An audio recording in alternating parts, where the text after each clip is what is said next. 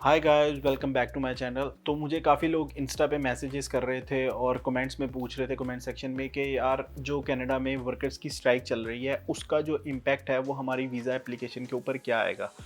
तो इस वीडियो में हम बात करने वाले हैं कि बेसिकली ये स्ट्राइक हुई क्यों है और ये स्ट्राइक की किसने और इसका इम्पैक्ट क्या आएगा और अब कितनी देर लगेगी वीज़ा प्रोसेसिंग के ऊपर।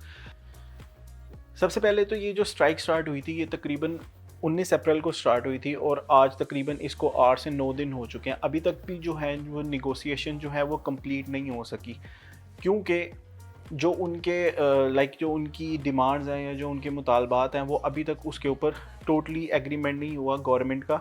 और जो इनकी जिन वर्करों ने या जो उनकी यूनियन ने स्ट्राइक की हुई है। अब सबसे पहले ये है कि आईआरसीसी जो डिपार्टमेंट है वो भी सर्विस कनाडा के अंडर ही आता है। आईआरसीसी बेसिकली वो डिपार्टमेंट होता है जो क्या करता है, वीज़ा एप्लीकेशन को प्रोसेस करता है, चाहे वो स्टूडेंट्स की हो या इमिग्रेशन की हो या किसी टाइप की भी हो। अब अप्रॉक्सीमेटली तकरीबन पूरे कनाडा में 1.5 लाख के आसपास बंदे हैं जो स्ट्राइक पे चले गए हैं। उसकी वजह से जो इनकी ज़ाहिर बात है उनका उस तरीके से प्रोसेसिंग नहीं हो रही, तो इनका बैकलॉग जो है वो इकट्ठा होना शुरू हो गया है। कुछ अर्सा पहले जब कोविड था, कोविड में भी ऐसा हुआ था कि इनका बहुत ज़्यादा बैकलॉग इकट्ठा हो गया था। फिर इन्होंने एक्स्ट्रा फोर्स जो है वो हायर की थी, वर्क फोर्स हायर की थी, जिसके बाद इन्होंने अपना बैकलॉग निकाला था। और जो मेरी वीज़ा प्रोसेसिंग जो कंप्लीट हुई थी वो भी जब वो बैकलॉग उन्होंने निकाला था उसके अंदर मेरी वीज़ा प्रोसेसिंग भी हुई थी, तो फिर मेरा जो है वो वीज़ा आया था। अब बेसिकली जो वर्कर्स हैं उनकी जो काफ़ी तकरीबन अप्रॉक्सीमेटली 500 के आसपास कुछ डिमांड्स हैं छोटी बड़ी, लेकिन जो सबसे मेजर है वो ये है कि वो चाहते हैं कि उनके पास वर्क फ्रॉम होम का राइट होना चाहिए। और इसके ऊपर अभी गवर्नमेंट जो है वो बिल्कुल भी नहीं मान रही, क्योंकि वो कहते हैं कि वर्क फ्रॉम होम का राइट होना चाहिए। क्योंकि जो लोग यहाँ पे ट्रैवल करते हैं तो उसकी वजह से क्या होता है, वर्क फ्रॉम ऑफिस की वजह से, क्योंकि इन्फ्लेशन जो है वो यहाँ पे बहुत ज़्यादा हो गई है, तो उसकी वजह से जो वो ट्रैवल करते हैं तो गैस प्राइस भी जो है जो फ्यूल है वो भी बहुत महंगा हो गया है, जिसकी वजह से जो पर पर्सन की जो लिविंग कॉस्ट है ना वो हो गई है बहुत ज़्यादा। तो उनकी मेन डिमांड ये है कि उनके पास वर्क फ्रॉम होम का राइट होना चाहिए। और जो उनकी दूसरी मेजर डिमांड है वो ये है कि जिस तरह से पिछले कुछ सालों के अंदर इन्फ्लेशन ज़्यादा हुई है तो उस तरह से उनकी जो सैलरी है ना वो भी ज़्यादा होनी चाहिए। अब जो पिछला बजट आया था उसके अंदर ऑलरेडी गवर्नमेंट ने ये किया था कि डिफरेंट प्रोविंसेस के अंदर जो है पर आर जो वेजेस है ना वो उन्होंने उसको एडजस्ट किया था। जैसे मैं ओंटारियो में रहता हूँ, तो ओंटारियो में इस टाइम जो वेजेस है जो मिनिमम वेजेस है वो है 15.50। लेकिन गवर्नमेंट ने जो पिछले बजट में ये किया था कि अब अक्टूबर 2023 से जो वेजेस हैं वो हो जाएंगी 16.65 पर आवर, 1.10 का उन्होंने जो है वो इजाफा किया था। लेकिन उनका ये कहना है कि गवर्नमेंट और उनकी जो निगोशिएशन चल रही है, गवर्नमेंट ने ये कहा है कि 3 साल के अंदर हम आपको 9% तक का हाइक दे देंगे, पर ईयर 3% का। But they are demanding 4.5% per year. Approximately government ने उनको कहा है कि हम 9% के आसपास दे देंगे और वो मांग रहे हैं 13.5%, क्योंकि इन्फ्लेशन जो है यहाँ पे पिछले कुछ सालों के अंदर काफ़ी ज़्यादा हो गई है। तो ये उनके बेसिक जो मेन मुतालबात हैं जिनकी वजह से अभी जो है वो इशू जो है वो फंसा हुआ है और अभी तक उसका कोई फाइनल हल नहीं निकला। अब इमिग्रेशन मिनिस्टर जो है वो क्या कहता है इस बैकलॉग के बारे में, ये सुनिए। Getting out of control. I just wonder if you could provide an update about the state of services and where the backlog is going at this point in the weekend. So far, there have been tens of thousands of files not processed that otherwise would have been processed. Of course, the impact of the work stoppage will only be identifiable with precision once the duration has come to an end. Of course, the longer any work stoppage goes on, the more severe the impacts are going to be. We're going to continue to work to identify priority areas where people's lives may be in danger to ensure we can still maintain those essential functions. Of course, when we have a clearer picture of the catch-up we'll need to undertake as a result of factors around the work stoppage, the length and the nature that any further stoppage may take on, we may have to look at what policy decisions we should make to play catch-up. Of course, we've been doing that for the past year and a half after the pandemic. It's no secret that there were real challenges with the large number of cases that built up in our system. So we've been trying to embrace digital solutions. We've been trying to relax non-essential additional policy requirements, and we've been trying to inject more resources into the system.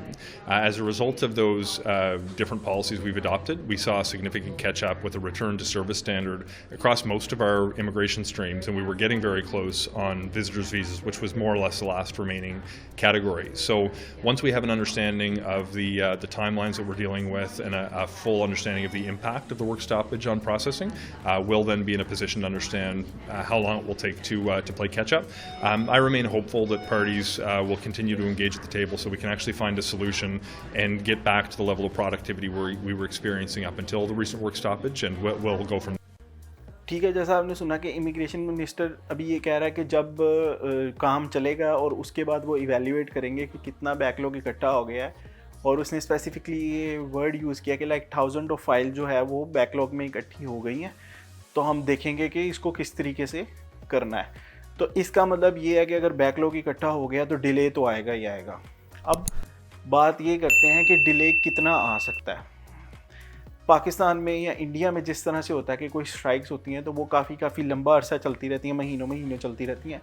यहाँ पे ऐसा तो I don't think so कि ऐसा होगा, although ये Canada की history की सबसे बड़ी स्ट्राइक है जो अब हुई है, क्योंकि ये ऑल ओवर द कनाडा हो रही है। ये नहीं है कि स्पेसिफिक किसी एक प्रोविंस में हो रही है, डिफरेंट तरह के जो डिपार्टमेंट्स के लोग हैं वो ये कर रहे हैं। अब क्योंकि कुछ अरसे के अंदर जो है वो इलेक्शन भी आने वाले हैं, तो जो पीएम है जस्टिन ट्रूडो, उसकी गवर्नमेंट जो है वो भी नहीं ये चाहेगी कि ये जो है वो बहुत लंबा अरसा चले और जो वर्कर्स हैं वो एक किस्म के उसके अगेंस्ट हो जाएं। तो जब इलेक्शन होंगे तो वो उसके ऊपर लाइक अपना गुस्सा निकालें, और जो कह लो अपोजिशन पार्टी वाले हैं वो भी इस टाइम जो है वो उसको प्रॉपर टारगेट कर रहे हैं कि भाई ये बंदा कहाँ पे है, इसकी तरफ से कोई प्रॉपर इन्वॉल्वमेंट नहीं इस इशू के अंदर आई अब तक। ये देखिए जैसे एनडीपी का लीडर है, इसकी स्टेटमेंट मैं आपको सुनवाता हूँ। Absolutely support these workers, but the problem is these workers have lost confidence in Minister Fortier. They're saying the minister is not there present, is not being active on this file. It's taken 2 years. This is not a recent problem. It's been 2 years in the making. The government has not negotiated a good contract in 2 years. And so what we're calling for now is the Prime Minister needs to get involved. Where is the Prime Minister in this? One of the biggest strikes in our country's history, and where is the Prime Minister? Prime Minister should be taking this seriously and personally. These are the workers that work for the Prime Minister. They work for the government. The Prime Minister often talks about the importance of workers. Well, where is he then? If he thinks this is important, he thinks workers are serious, he takes workers seriously, he should be showing up, taking this matter seriously, getting personally involved, and finding a solution. And that means negotiating a good contract that respects these workers. People are frustrated, and we need to see a resolution of this quickly. तो अब इसमें exactly delay कितना आ सकता है, इसके बारे में तो कोई कंक्लूसिव बात अभी नहीं की जा सकती, बट देखना पड़ेगा कि आने वाले वीक में ये चीज़ें किस तरह से यहाँ पे मोल्ड होती हैं। अब बात करते हैं इस चीज़ के ऊपर कि जो स्टूडेंट्स हैं या जो लोग पीआर पे आ रहे हैं वो इस टाइम कनाडा आ सकते हैं या नहीं आ सकते। तो जिन लोगों के पास वीज़ा है, जिनकी एप्लीकेशन प्रोसेस हो चुकी है और उनके पास वीज़ा आ गया है, तो वो लोग ट्रैवल करके आ सकते हैं, उनका कोई इशू नहीं है, क्योंकि जो एयरपोर्ट पे इमिग्रेशन का डिपार्टमेंट होता है वो स्ट्राइक पे नहीं गया, क्योंकि जो इस तरह की जगह है ना वो अभी तक चल रही हैं। लेकिन ऑल ओवर जो कनाडा दूसरी जगह है ना, जो मेजर जगह हैं जैसे एयरपोर्ट हो गया वो तो चल रही हैं, लेकिन जो दूसरी लाइक जो सूबों के अंदर या शहरों के अंदर जो सर्विस कनाडा की डिपार्टमेंट्स है उसके अंदर थोड़ी सी उसके काम के अंदर जो है वो डिस्ट्रप्शन आ रही है काफ़ी ज़्यादा। जैसे ही इनका काम शुरू होगा तो इसका जो है वो सबसे पहले तो ये लोग बैकलॉग निकालेंगे, और जब बैकलॉग निकल जाएगा तो उसके बाद सेकंड प्रायोरिटी इनकी होगी जो नई एप्लीकेशंस ओबियसली जो सबमिट हो रही होंगी। एप्लीकेशन तो आप सबमिट कर सकते हो, लेकिन जो क्या कहते हैं दूसरी इनकी है उसमें थोड़ा सा अब टाइम लगेगा जो नए लोग होंगे। तो अब तक जो थी वो ये अपडेट थी। अब इसके बाद देखते हैं आने वाले दिनों में क्या होता है। Okay, take care, bye bye.